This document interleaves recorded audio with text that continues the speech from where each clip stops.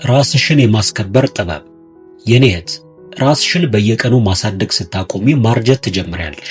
ነገር ግን ዕውቀትሽና ክህሎትሽ በጨመረ ቁጥር ያለሽ ዋጋና ተፈላጊነትም አብሮ ይጨምራል። አካላዊና አእምሮአዊ ጤንነትሽን በመንከባከብ የተመጣጠነ ምግብ በመመገብና ስፖርታዊ እንቅስቃሴ በማድረግ ለረጅም ዓመታት የምታገለግልሽን ውድ ማንነት በሚገባ ጠብቀሽ ማቆየት ትችያለሽ። ከዚህ በመቀጠል ራስሽን ውድ ሴት የምታደርጊባቸውን ጥበቦች አጠር አድርጌ አቀርብልሻለሁ።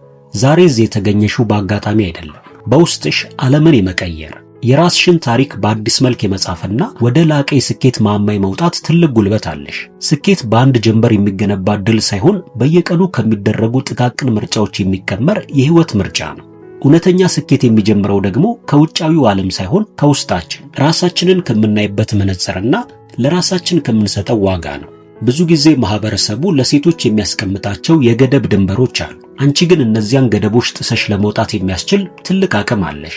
ከሁሉ በፊት ግን እኔ ደካማ ነኝ፣ ይሄ አይሳካልኝም፣ ወይንም ይሄ ለኔ አይገባኝም የሚሉትን የተሳሳቱ ያስተሳሰብ ሰንሰለቶችን ዛሬውኑ መስበር አለብሽ። አንቺ ብቁ፣ ጠንካራና ማንኛውንም ከባድ ፈተና አልፈሽ የምትፈልጊውን ህይወት መፍጠር የምትችይ ድንቅ ሴት ነሽ።